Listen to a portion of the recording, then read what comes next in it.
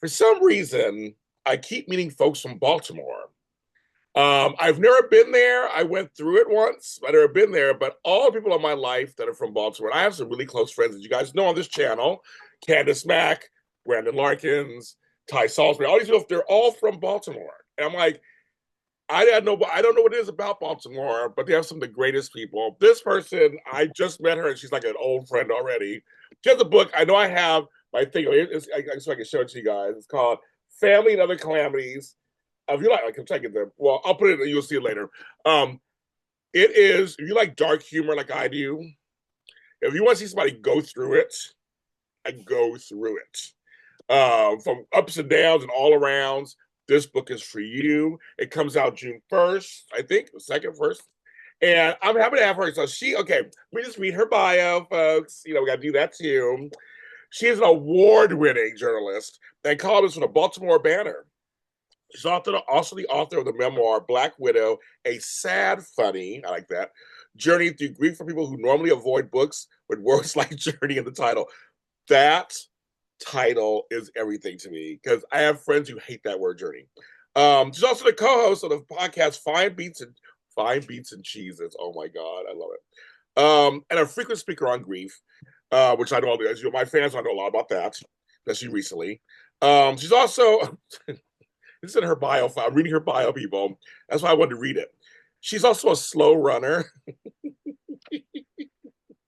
an amateur vegan cook, and a fan of Law and Order. Help me welcome another three-name person like myself, Leslie Gray Streeter. It's me. Hi, y'all. Girl, that bio's hilarious. You said slow runner. I'm like, okay. I am so slow. So I just turned 54 over the weekend, and my sister, Happy birthday. Thank you, who's very extra. It's like, imagine me, but okay, for those of us who are Gen X, she's Freddie. She is Freddie from a different world. Okay, got it.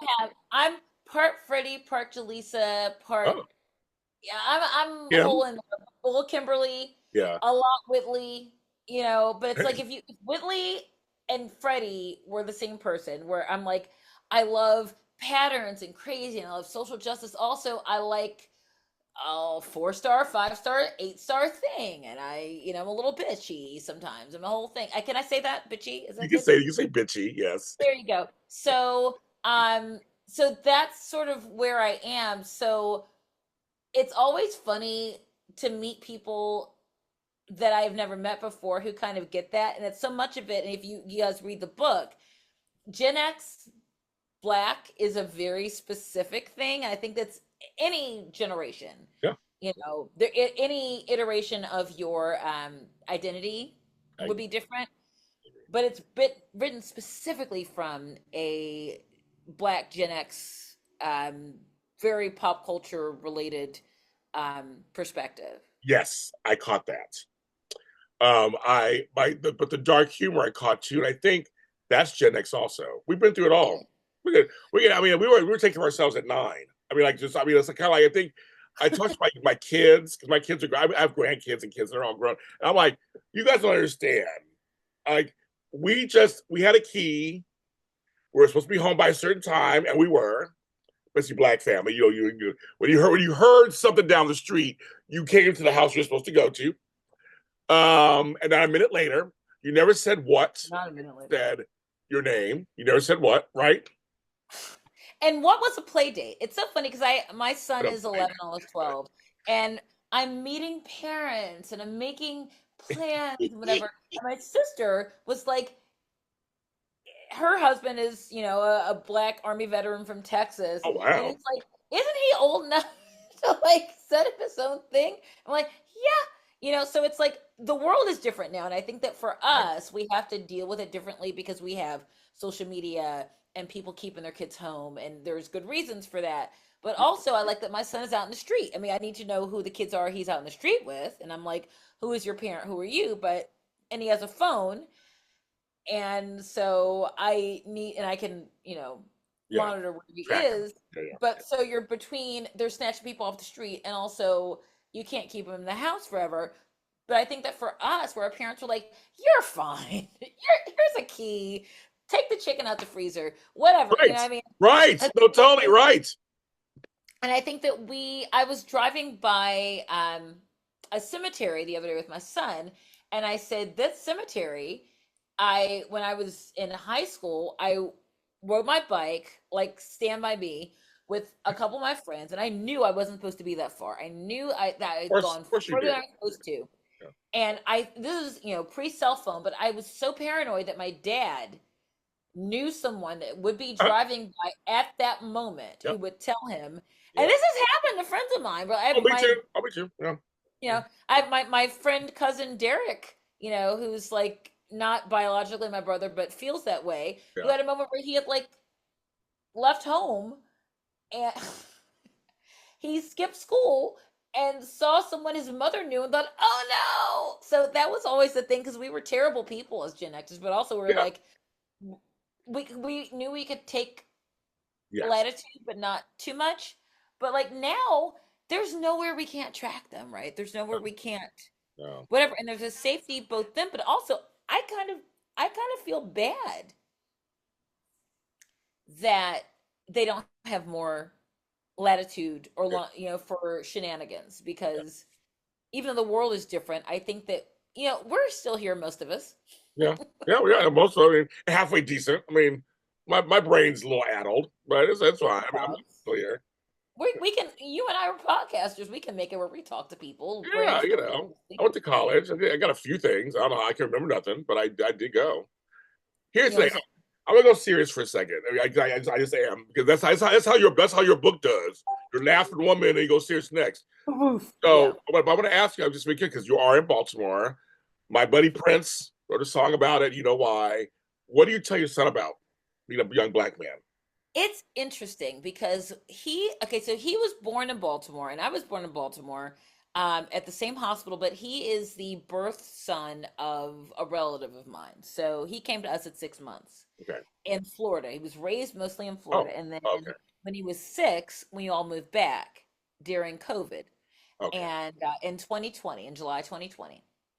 And so, to quote Brian Adams, the great unrealized love of my life, everything I do for you. I said love you. Everything I do, every decision I make is about my Yes. kid, Yes. even indirectly. So part of moving back was my mother was dating her, then my mother's widowed as well, was dating her high school slash early college sweetheart long distance, and he was up here Okay. and she wanted to come back. My grandmother, who has now passed away 2 years ago, but she was still hanging out, and we wanted to be close to her. My sister and her family is here, and we just thought are here, and we thought it was time to come.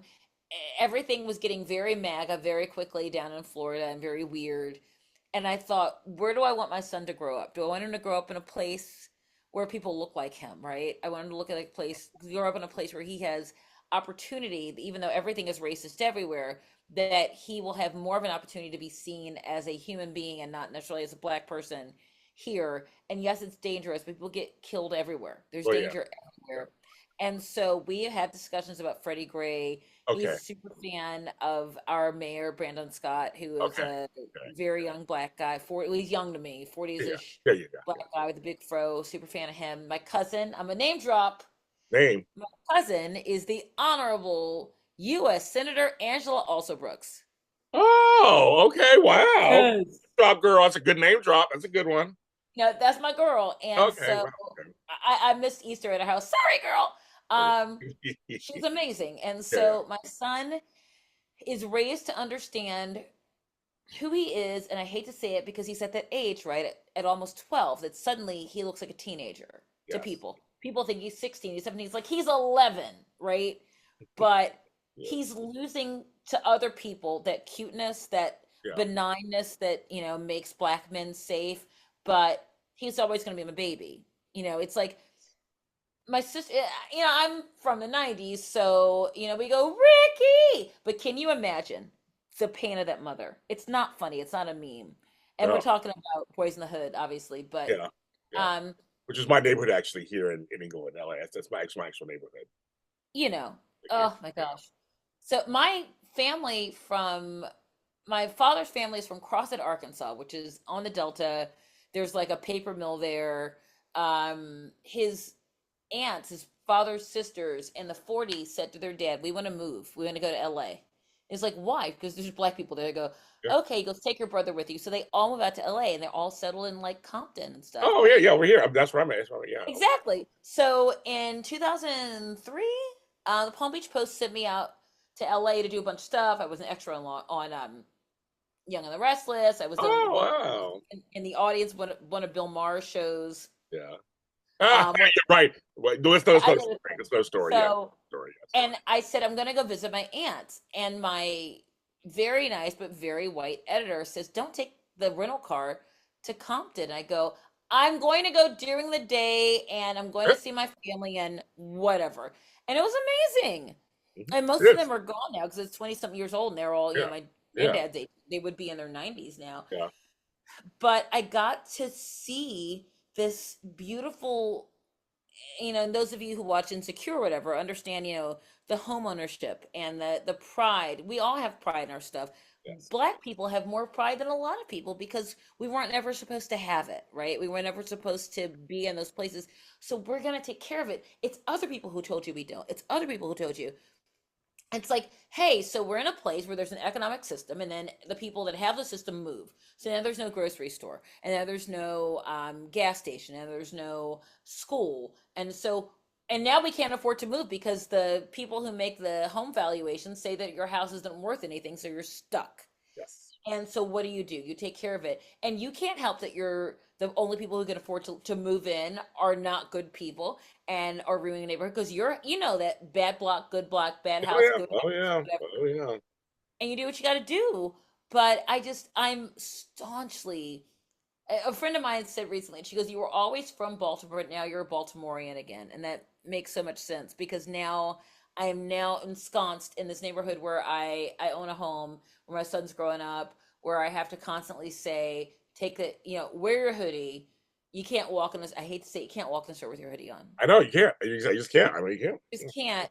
Yeah. But that's their fault. That's not you. That's right. That's on. Although honestly, he's got some white friends who probably couldn't wear their hoodies in the store either. Right. But you know, it's also a young man thing. It's a very racial thing, but also it's a young boy thing. The first time he was ever kicked out of a store was with a white friend because he'd been in the store and his white friend was acting crazy, and they got kicked out of the store. And he was like, "What's happening?" And I was like, "That's not a race. That's also you got to be, you know, the next stage of you can't hang out with everybody. No. Everybody is not in this in the book. It's like everyone's not your friend. Everyone that you think likes you."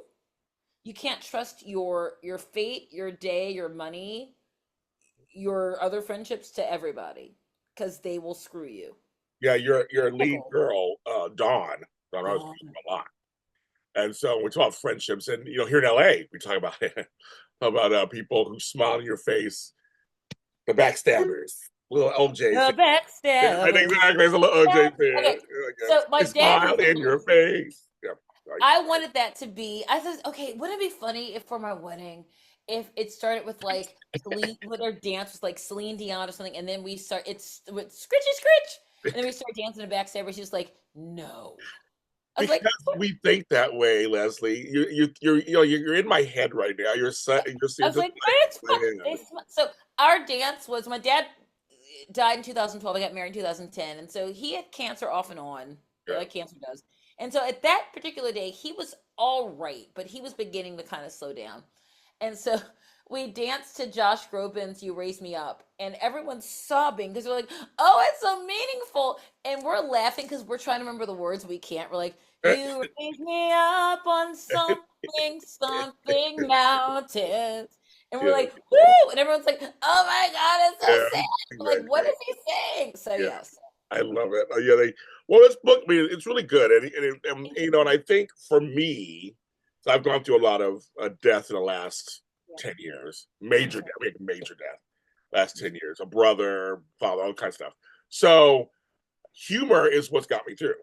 Absolutely. And dark humor is something that's really good. And your writing, because this book it's really funny because you're talking about something. And you turn a phrase, as my grandma used to always say. She turned a phrase, and Leslie returned some phrases in here, and that's what make me like you're laughing uncomfortably a little bit, which is I think is a good thing. I find it to be a good thing. So I'm like, when people buy this book, you know that it's okay to laugh at something. That's the whole point of the story she's telling Because of it what's happening.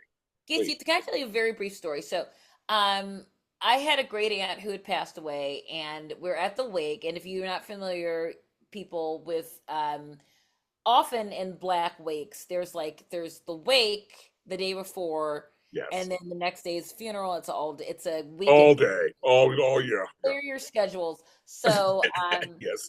Yes. we went to the wake, and my grandmother had had two cousins, and their names were all Emma, but their middle Okay. names were different. So it was Emma Lucille, and Oh, then got it. my Okay. grandmother, and the other Emma whose name I can't remember. But Emma Lucille, her nickname was Chick.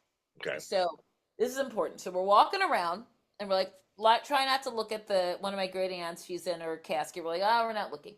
So we're like, oh, it's a wreath from whatever memorial, AME. It was a wreath from cousin whatever. And then we get to this one wreath, and we crack up because it's supposed to say chick and family, and it says chicken family. And we're like, ah! And so I think, and this is in my memoir, I think that people on the other side were like, oh no, that family is so overcome. We're like, chicken family. Yeah, yeah, yeah, yeah, yeah. So it's that kind of thing, Yes. like it's just stupid stuff. Like, Well, I got so Leslie. I want to share a quick story for you. So my brother died. I mean, I was devastated. He was a year older than me. Totally, it was a surprise. It was like it was everything. So his funeral was wall to wall. I mean, it was wall to wall. It was there. The part of my mother and I mean, again, she's, grieving hard. I mean, like, I think I'm grieving hard. Obviously, it's her child. Anyway, so we're sitting here, and then people are speaking, and he was with FedEx. He'll let me tell the story. It's no big deal now. He was at FedEx for like 20 years. mm, And he got fired for some infractions oh no. there. But because they loved him so much, we're like, the next, who wants to speak next? We saw his old bosses from FedEx walk up. My mother started to laugh. We kind of started laughing. And other people were thinking, oh, Benita's losing it. She's losing it. No, we're like, oh my God. They're like, we love Maxwell. He was a great one for 20. We're like, but you fired him because he did You some bad. fired him. But they loved him. They loved him so much. So we were laughing, and like they're like, why are they laughing? I said, you have no idea. I said, Max would love this. And you see him, he's watching, he's loving this. But that's how well loved he was, even though he was fired from a job. I They love came it. to speak at his funeral. I kind of feel like the protocol is whatever keeps you from punching people in the face. That's what it is. If a laugh stops you, because there's people I want to cuss out at my husband's funeral, people want to cuss out at my dad's funeral. There's people that just want to at my grandmother's funeral, just want to cuss people out. But Yes. it's like something happens, you go, okay, I can't. Also, I can't be out here in these streets punching people. Yeah, it doesn't, it just doesn't really, doesn't bode well for you, not at all. So I'm assuming then, maybe assuming correctly, you can correct me. Um, much of this story is parts of your own experience, obviously. Parts of it are, I mean, it's so funny because I had friends who would start reading and go, and they go, oh, that never happened. Like, no, it didn't. We're like, yes, I'm a black journalist who's from Baltimore. Right. I did not have a friend who stole my story. I did not sleep with a source. None of that is real. My husband was Jewish. He's a guy I met in high school, but we didn't Oh start wow. dating until we were in our 30s because we were both in Florida. It was just a Facebook associated thing. Oh, you're here, whatever. Oh So wow. it was, yeah, so that was different. I do have a sister. I do have a mom. I do not have an aunt like Weedy, although she's my Okay. favorite. I do not know any crazy divas, R&B divas. There is no Eddie. I wish there was an Eddie. So I was hoping you would know an R&B diva. I was like, which one? Like, which one do you know? I was hoping. I've met. It's so funny because like that character. Those of you who have not read the book, there's a character who is this mysterious-ish R&B diva, Yes. and to me, she is based on all of the black women I wanted to be Okay. when I was younger. Um, it was Diane Carroll's Dominique Devereaux and Diana Ross and Yes. Mary Wilson, who I interviewed. And actually, there's a line where she says, I don't speak to my people in my band anymore, but we're very close. And that was a Mary Wilson quote that I said, "Do you talk to Anna Rush?" She goes, "No, but we're very close." And my editor was like, "What does that mean?" It goes, "It means that you you don't speak to them. You can't deal with them. But you punch somebody in the face for them. Like you'd Yes, be there. yes, Like, yes, you'd be there for them if something happened." yes, And yes. so, We get that. We get that. yes, and Jennifer Lewis Oh, and I love her. Yes, yes. my sister was like, she said when she was reading it, she was seeing Valerie Pettiford.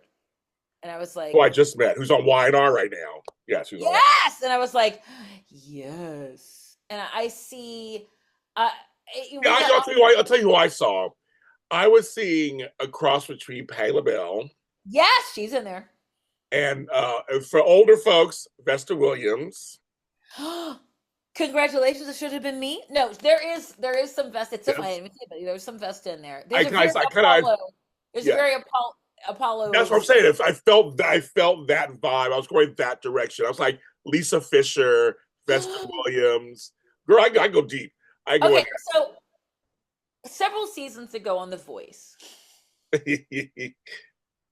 I see this woman. I go, I know her, and they start playing her previous hit, and I screamed That song because with it the was bomb. Wendy Moten coming in and out of the rain, Yeah. and that was like one of my like early '90s just screaming in the car Yes. songs. Yes. And I have a friend who's a singer. My friend James, who he and his co-host Stephanie do a very successful voice related podcast, Okay. and he's like called the Pitchy Podcast. They're really great. But he was like, That sounds familiar. Actually, it sounds so yeah. familiar. That sounds And he familiar. was like, Wendy Moten, she had her time, she had Yes. her hit, and like, but Yes. isn't that a great story, And she has worked. She never stopped working. Right. They don't. So Vivi, I think to me is a lot of Black women who they put on the thing because you don't want to see what's behind it. You don't really Yes. want to see Yes. the fight and the losses and the whatever. So she is a character, but as she talks, you see she's a real person. Like, well, there's a reveal I want to give, but Yeah, don't she give it. Don't give it. makes a Don't give it. decision with someone she's related to release them from their obligation to her because she wants them to be a real person, to have a life outside of the thing that she's offering. And so that's really real. Hmm. And that reminds me of my grandmother who, I too. and I have many. Both my grandmothers are amazing. My grandmother Streeter is a reason that I'm a writer because she was she was a cutthroat Scrabble fan. Like she never gave me a break. She would beat the crap out of me in Scrabble, and she's like, "You're fine." And she would give me puzzle books. You knew where she was in the house because she'd walk around the house and she'd leave her puzzle books. So, it's like following breadcrumbs. Oh, she's over there.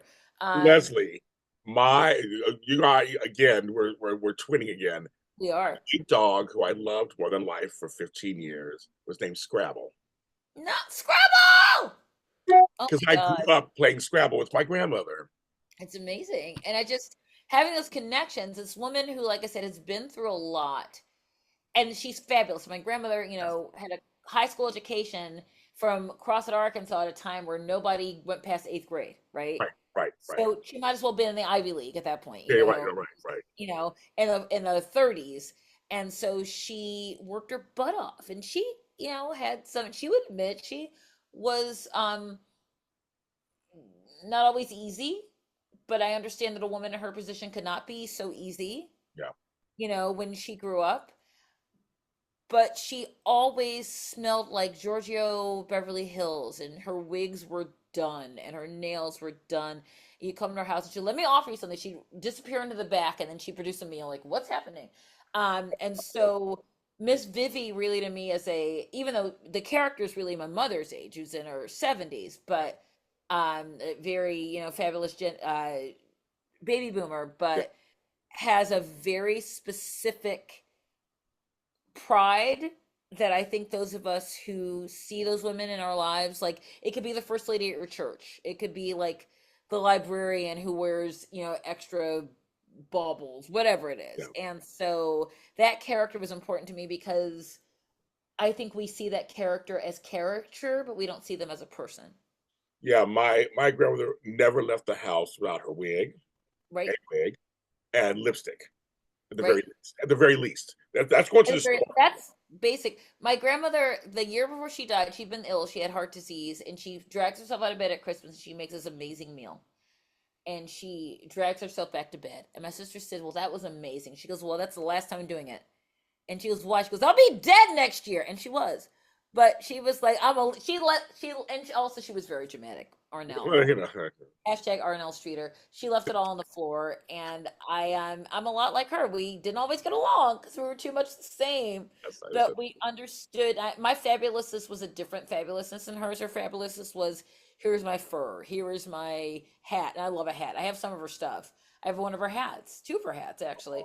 Um, she was just amazing. So that character, I wanted these people to be recognizable to a lot of us without being like, here is this person, this archetype. It's like, that's just a person. And if you get it, you get it. If you don't, it's okay. You'll read a book, you'll Google, you'll figure it out.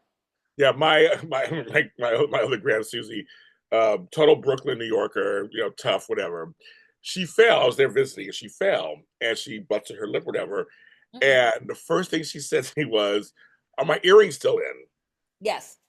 And then a second, I'm like, it's like a beat, like, but your face is bleeding. It's just like, I just make sure my earrings are still in, right? Oh yeah, your earrings still in, your wig's still on. We'll take you to the urgent care. Right. Like it was just like that was what was important. I just again the humor is just like you busted your face. But you're just wondering what the rest looks like. So I love those. I love we know what Leslie. I love those women, and I love that. Even some of my grandfather, my uncles, they lived a certain way. They didn't have a lot always, No. and but they lived like they did. My mother said that there were five of them growing up, born in the start with her in 1947. And she goes, we never knew we were poor Right. because our clothes were always clean. We went on vacation once a year, even if it was just like down the street, Atlantic City, whatever. They Right. grew up in Georges County. Oh, Um, okay. the bouginess of Baltimore, of Maryland rather. And so Yes. they were the first people on their block to have a TV, you know. But there was seven people in the house. So it made sense from an entertainment standpoint, but it's like, oh, they're very Yes. fancy. She and her sister were both debutantes, but it was like the black doctor at their black segregated school who sponsored one girl a year to be a debutante in DC to the people who actually had money. Yes. And they were like, whatever, give me a dress, I'm there. But once again, there was a pride, and I wrote about like the neighborhood I grew up in is Dawn's neighborhood is Northwood, which is um, near Morgan State University, which is an HBCU, which is where my parents met. And well, yeah, they actually met in high school, but they started dating there and then lived there like a lot of people. They bought houses there. And it's hood adjacent. Like it's not in the hood, but you can kind of see the hood from down the street. You can see like really pretty houses over there, and that's like, oh no, like we knew like if you went too far that way, oh no, come back, just come back. But I drive through there all the time. My son plays baseball in that Yes. neighborhood, Yes. and it's wonderful for me to say this is where I grew up. Yes. I know Where that's the thing about your area is like that because whenever I go to DC, it's like if I go left, I'm like, oh, it's black. If I go right, oh, it's white. Like it's really weird how DC is the same way. It's kind of like you go south, oh, now I see couches on the lawns. Okay, got it. I guess like it's very different, very different. But I want to ask you a question because this actually is very important. Are you watching Beyond the Gates? Okay, so Beyond the Gates, for those of you, it is my favorite, and I have about a week. I'm about a week behind, and Okay. the crazy villain's name is Leslie, Yes, that's what I'm which saying. is, All those wigs and everything. I love it. oh Yes. my god, Leslie's wig. And it's like my phone is ringing. I'm not answering it. And, Leslie's wigs are insane, and she's insane. And Leslie is such, because I think Leslie Ann Warren, Leslie Uggams, yes, and of course. Patrick Reed. Yes, yes. And I've interviewed Leslie Uggams. We laughed hysterically the whole interview. But Funny. that show is they don't say it's Prince George's County, but it's very Prince George's County, which until Okay. recently was the area with the highest black income in the entire country. Now it's Charles County, which is kind of next door, but my cousin was the county executive there. My Okay. family grew up there. We were not rich. We were Okay. like not them people, but once again, there was still bouginess. Most of us went to college or at least had some sort of, profession or professional whatever. Um, there was a bouginess. I mean, they're too bougie to be in Baltimore. I'm like, I'm hosting Mother's Day. They're like, sure. You Amen. know, But I was they wondering because you are from Baltimore. I was wondering if they were authentically representing you guys correctly. it's an amazing show. Like I said, that and it's so much about this is what I like about that show the most. It's a reality to a lot of people. And there are people who have never encountered black wealth before. And to them it's a stereotype. It's a falsity. It's like when the Cosby Show came out and there were two professional parents who own their own home with successful kids, and people thought that's a fantasy at the same time that Dynasty was on. It's like, so the Carringtons have a huge house and a helipad, and they wear diamonds to breakfast every day, but we can't even aspire to have two parents in our own homes. Shut up. Right, So right, I right. just was like, rather than make excuses for people or try to over explain, I said, these are these people's lives, Yeah, and it is what it is, and you don't have to worry about it because you can think it's not real, but it truly super is. yeah. Yeah. Yeah, we're like, so and this is called In Between the Pages. So we're gonna go in between the pages a little bit and we'll go a little deeper. And one thing is, was there anything hard to write in this book? You know what it was? Once you fall in love with a person, like Dawn, I'll just be very brief, but Dawn is a character I created 30 something years ago. Oh I want wow. to write a screenplay. I want to write a screenplay in the 90s. Literally wrote it longhand on some spiral notebooks. I have no idea where that notebook is. Wow. Um, and this is basically pre-internet. So somehow I found the address to a place that sold screenplays because I wanted to Oh, format it because you couldn't just buy, the formatting thing because it didn't exist. So right. I bought the screenplay of Some Kind of Wonderful, which was a John Hughes movie. Yeah, yeah, of course. John And Hughes. I mean, yeah, so in the original version, Dawn is in her 20s. She's a college student. She is in a band with her boyfriend, whose name is Joe, who she's a back and her sister's name is Tanya, and they're okay, back singers in this okay. band, and she really wants to shine and do her own thing, and she keeps going, you don't, that's not what you do, you're not the songwriter, you're not the lead singer or whatever. And she meets this dude named Dale who is white, who is beginning to be a talent guy, and he gets her this gig to do a talent showcase. They flirt and she knows this or whatever, but no one else is being nice to her. So she gravitates with this person. He doesn't just want to sleep with her, he believes in her. He thinks she's great. He meets her at a club. And so at the end of it, she has the opportunity to do, and because it's this way in movies, it's like it's always a thing that you want to do at the very same time as this other thing. It's Of always a course, conflict. of course. Her band gets the opportunity to do this like battle of the bands at the same time that she is asked, that Dale says, I got this opportunity for you in New York, and she decides to do that. And it also really, the crux of it at the beginning in my 20s was, are you nice? Do people think you're nice because you're nice, or do people think you're nice because you always give them their way? Which is a big thing as a woman. I was just Yes. figuring that out in my early 20s, that acquiescence is part of what gets people to like you. And if you said, no, I'm going to do something for me, then it's, oh, you're a bitch, or you're Selfish. That's yeah. selfish. Exactly. So this version of Dawn is completely different, but she still has these moments where she's like, did I do the right thing by doing something for me? Was I bad? Was it good or bad? Is it black or white? Is it always for other people or always for me? Are there shades of gray? And I think that I identify most with her because everyone has made those decisions. And I think all women make those decisions, and particularly black women make those decisions because we're expected to be a certain thing, nurturing, the best friend, the mammy, the whatever the archetype Oh is, yeah, always yeah. right? And I think that Dawn, to me, is the part of us, or the all of us, really, because we're all parts of the same thing, right? Yeah. That says, I made a bad decision. What do I do with it? Or I made a decision that served me in this moment because something happened to me and I had to, on the fly, come up with a thing. And then 30 years later, she's still dealing with it and she's told herself her own narrative. Yeah. But I think that Dawn is a person that does what she has to do, and she's just at this age beginning to have to deal with the repercussions of that. Yes. Definitely. Um, what do you hope readers will get out of this story? I think that they will get out of the story that your narrative is your narrative, and that people always say there is your side, their side, and the truth, Yes. and that we all have decided, all of us have family members, friends, whatever, that tell a story about you that figures that you figure in that's a little different from the way that you tell the story.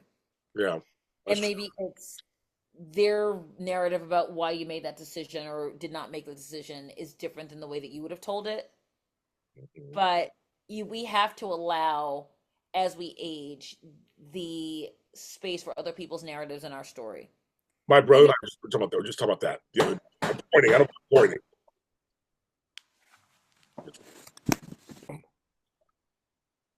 Um, what else? What we talking? I can edit this part out. What were we talking about? you Just like, what do you think people should get out of it? yeah, get out of it. Yeah, yeah. I want folks to get out of this.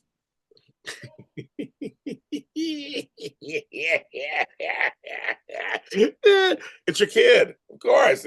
Mommy knows everything. Mommy's the nucleus of everything. Yes, always. Always, it all begins and ends with you. That's what happens. Um, Addicting. no, I know. I seriously, when I read the book, what I got out of it was family is complicated, friendships are complicated, and sometimes oh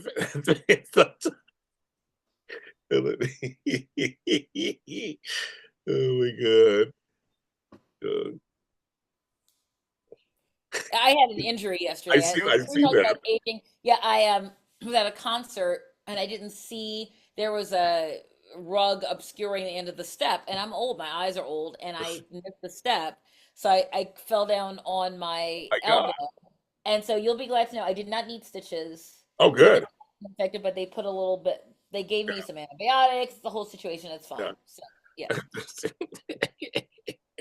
Poor thing. I know we all do that. the Um, injuries of age, man. yes. Oh, I know. Age ain't for sissies, as my girl always say all the time. That was hilarious. Age was nice. Like, you're right, girl. No, but I just saying that what I got of it was that family, and that family could do you wrong more than sometimes friends. And then the flip side, sometimes close friends who you thought Yes. could do you harder than family. Absolutely. It's so funny because so if you haven't read it yet, guys, there's a character that she's never liked, who she's known as the same amount of time that she thought that she's known who she thought was her best friend. Yeah. And that person is an instigator, Susan, who's another reporter, but Susan doesn't do her wrong nearly as much as her best friend does. No. As Susan's just kind of like the town crier, Right. she's like, the court, the Greek court, she's Yeah. there, paying close attention to everything, but she never trusted her that way. She didn't betray her that way. She was who she was. And Dawn's sister Tanya, who she's very close to, but then kind of not, and her mother, Mhm. who kind of feels that she was abandoned, and then her brother-in-law, who she was never close to, but now they need each other, So I think that relationships evolve, and sometimes they do involve in a hallmark way where you hug and everybody cries and it's all better and you're best friends forever. I have people in my life that, you reach a truce and that's it. You're never going to be the best friends. You're never going to be the people that always trust each other. It's never going to be everyone's invited. No, they're not. Because they ain't. But a lot of the peace that you make has to be for you. It has to be for your heart and for your existence. It can't be, once you stop worrying about what people think of you and making that the guiding principle and the thing that guides you through the decisions that you make. I think that comes with age. It comes with maturity, and it comes with, once again, Dawn, because it's a book. Leaftown comes back, Yeah. and so she's now confronted with things that she can't escape, Right. and that happened. That didn't happen dramatically to me when I moved back to Baltimore, Yeah. but I had to deal with what did it mean to me to be from Baltimore, to be a black woman in Baltimore, to raise a black child in Baltimore. What Right. do these things mean, and what did I think that meant before I moved back? And so a lot of those things, you run through what you thought, and you go, "Oh, you thought." Right? Yeah. Mhm. I learned that I left LA for 22 years, came back, and I was like, Oh, okay. So now I got to figure what all that means. And the family dynamics and have people on top of me again that I didn't have, take care of the parents, and, whole shebang shaboom. So I agree with all that. The book is called Family Other Calamities, a novel, Leslie Gray Street. Now you see it, folks. There you go. It's a great book. Run. We don't have to run. Just go on your phone or tablet and go on Amazon and order it. Please. It's a great read. I said, folks, you'll go through a little roller coaster ride. You'll laugh. You might cry. But I think on all you'll relate. That's what I wanted. That's what you want. Yes. Miss Leslie, where can they find you if they want to just like talk to you online or anything? Oh, everywhere. I am no longer on the X Place. I was there for a long time. I ain't there no more. Instagram, Threads, Blue Sky, Facebook, LinkedIn of all things. Always Leslie Gray Streeter at whatever it is. Yeah. I have a website, lesliegraystreeter.com. I'm at the Baltimore Banner. You can find me there. That's a publication I work at. We're doing really good. I have a podcast called Fine Beats and Cheeses, as you mentioned, with my twin sister Lynn and my pseudo brother-in-law Sam, who's married to our best friend, who's our podcast producer. It's about you should be on our show. It's about pop culture things that you love that people think are cheesy that you can defend. So I can do it. Sorry, I'll come on. I'll do it. Barry Manilow, soap operas. Yes. Karen Carpenter, the Carpenters. Yeah, oh my God. Oh, you have to do that. We've had Survivor. We've had comic books. We've had just like stupid, silly things. We just did the Cobra Kai Karate Kid universe, which is, my jam. All of my life has been up to this one, but so you can find me probably too many places. I'll put it in the description so folks you can go there and check her out. But I got to follow you on Blue Skies. I wish I do that. But I will do that. But I'm gonna go follow her. So follow me, following her. You go follow me, follow her. Follow me. I will follow here where she may go. Now I gotta go listen to some Genesis. All the days and nights. Jesus, he knows me and he knows I'm right. Yeah. Okay. Anyway. Thanks, folks. Thanks for being on the show. Thank you, everybody, for In Between Pages on Facebook. Again, the book is called Family Other Calamities. So go ahead and go get it. Go get it. Go get it. Reading is good. And support indie writers, support writing, support grammar, support spelling bee peoples, anything to do with words. I love words. And play Scrabble with somebody once.